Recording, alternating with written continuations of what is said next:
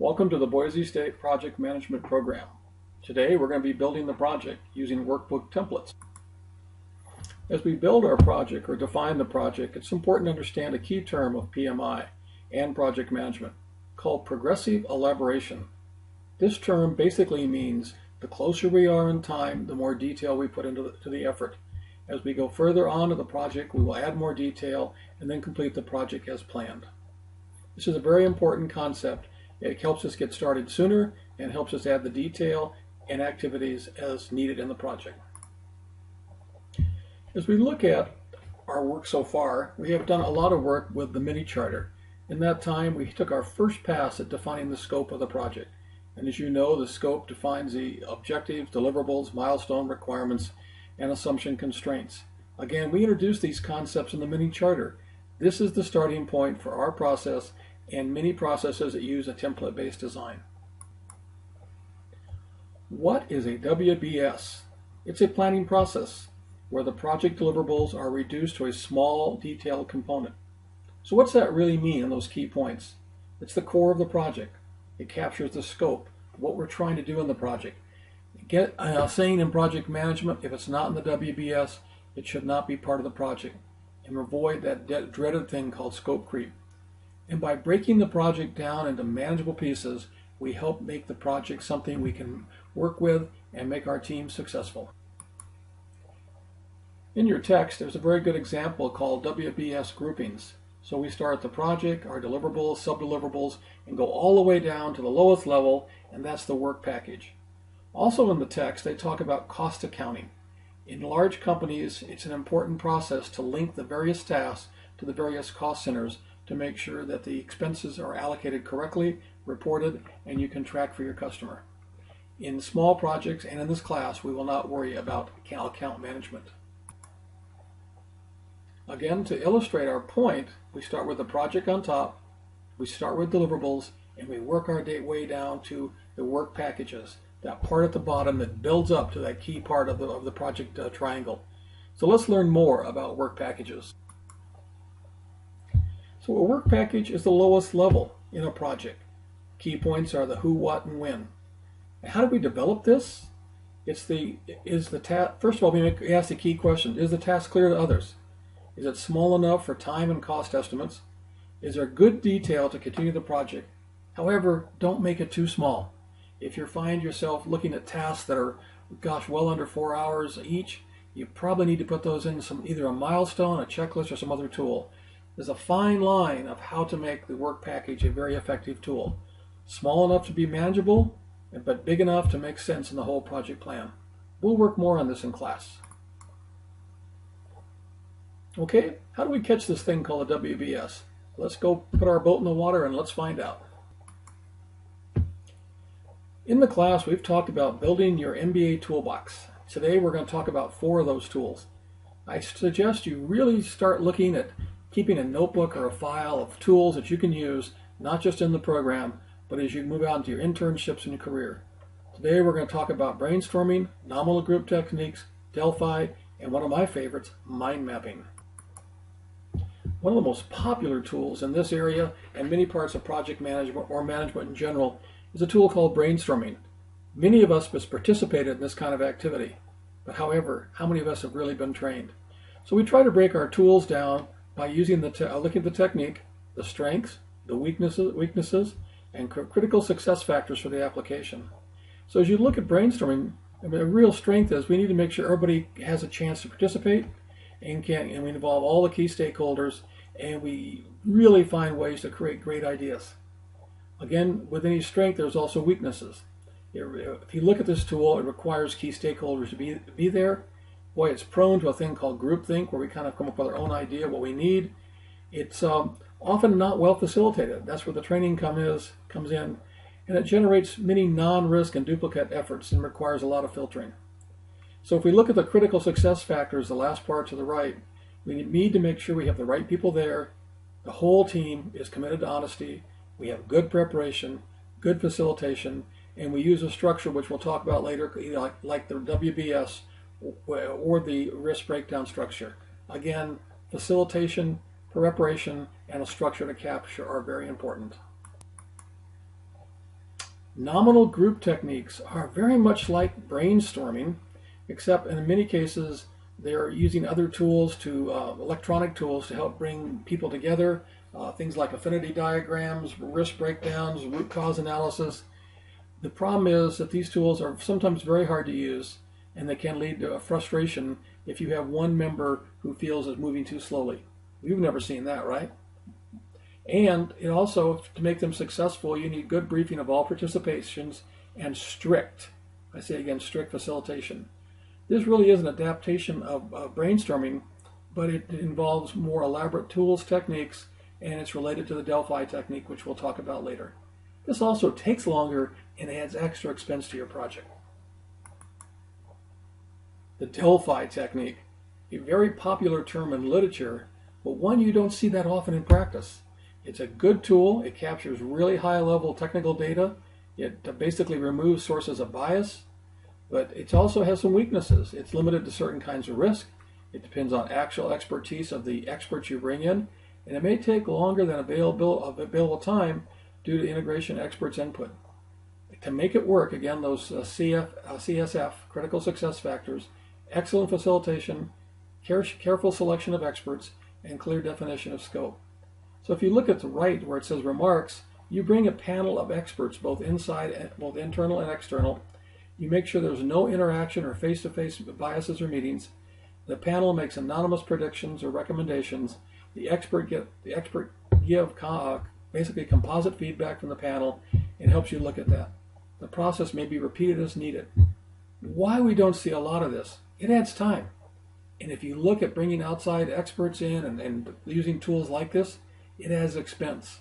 So while you may see this in literature, you see it very rarely. So I recommend you keep a working definition of it, and if you need, look it up before you commit to this. One of my favorites is a tool called mind mapping, and in our slide we have copied a website for you to go to and get a free copy. So mind mapping, if you look at it, is a visual breakdown.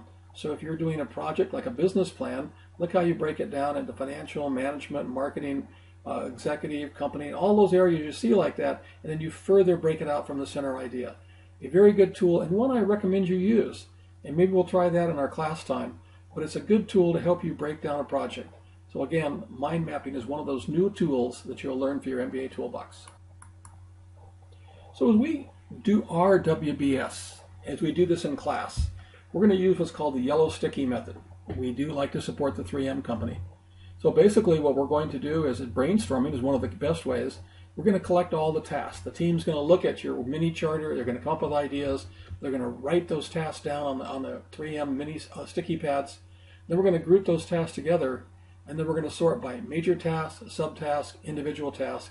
But make sure you have the team review the process, have the team review the data, and if you're facilitating or leading, be open to their input.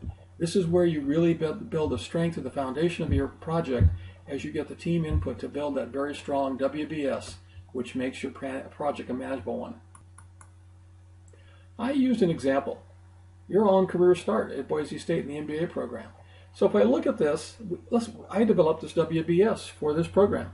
MBA's at the top, we got program management, and then we break it down into 4 major areas. We have fall, and spring of the years, and you in 503 are in the first quarter of that, and you're in 501, 502, and 503 in that first activity. So this is how a WBS would develop, or how it would look when we're done. So can you imagine when Dr. Smith and the whole business department got together to think about this program 4 years ago? They probably used a similar technique. They looked around the marketplace. They looked at their current program. They developed ideas. I know they spent a great deal of time and effort visiting other campuses, or coming up with the idea to give you Career Start, one of the finest programs around for the MBA programs. So this is how the WBS would look, and you break it down over and over again as you move through. So we look at the next level down. We have MBA 503. We look at the 9 weeks we're together for this quarter, and right now we're in week 4, and that's where we're going to learn about the WBS. So you can see the WBS takes the big concept, breaks it down by major deliverables, sub-deliverables, down to where we're in a meaningful, workable activity. So right now, we are looking at week 4 as our key activity, and that's where we're learning about WBS, BS activity. An important point to remember is the team helps line up all the tasks. Without the team input, the WBS really is not a very good tool. So you have to make sure your team is willing to spend the time and the effort to get all your, in this case, all the barrels lined up to make your project a success. So we're going to ask you in class to work on this a good part of the class time. So take the data you collect, the team will group the data and organize the task, and we're going to go into the workbook which you've had for the class, and you're going to enter the WBS tab. We'll show you an example of that in a second. But note, what we're going to do also is we're going to move the task to the PERT tab to compute the time for the task. That's the next lesson we get into estimating. So again, here we are progressively elaborating. Today we're going to go through and identify the deliverables, the major activities, sub-activities, key task, other activity. We're going to put those into some sort of order called a WBS, a hierarchical order, and then we're going to use that later on to build our time estimates from there. So let's go over and take a good look at our templates and go from there. We have our WBS tab broken up. You can also see at the top from the data tab, I entered the information about the program, project manager name, myself, where the data is stored, the project number, our sponsor is Dr. Smith, and I did this for an update on the 18th of this month. So as you look down, one of the key things as you look at this indentation, you have your project name, in this case BSU Career Track Program, and that's number 1 item. And then we start breaking it down, much like the organization chart you'd see. And we have program management, then we have 2.1, there's recruiting, admissions, enrollment. But if you notice, I blocked out these dependencies. What that means is when you do 2.0, in that case of program management, that's called a summation task. And the key point is on summation task, you don't link those by dependencies, you do the work task, and you do not estimate those because you'll be double counting. In tools like Microsoft Project, which we will be using, they will automatically roll up, which is a really good feature for you to use. So this is trying to get you used to that concept. And then we look ahead to fall of the first year. Look what we have. We have 3 classes you're now taking, but that's now in the major task or group of fall year 1, 501, 502, and 503. At the end of this quarter, we're going to have a review of student status for the second quarter, and then we start the second quarter, which is the main item for 4. Then we have 4.1, 4.2, and 3, and there we are for the second quarter. That's a very simple example of a WBS. We'll use this to build over time, and we'll add our estimates and add dependencies. So what is a dependency? So a dependency basically is something that must happen first, and then it helps make that task start. And we'll show that as we move forward in this. So think of it linking together. So it's linking the tasks together, or the elements of your WBS. Hopefully this introduction to the WBS, plus the work that you did in your textbook and the student website, gives you a good understanding as we launch into developing the WBS. And then we're also going to be doing this week developing estimates and learning more tabs on the template pages and tools. This is where we start building your projects and we start to grow. Also, because of progressive elaboration, this is the week you go back and look at your charter. What can we do different? How can we make it stronger? So again, you're always looking back and adding the details you need and as you grow. So again, welcome to the program, and this is a great way to start, and we look forward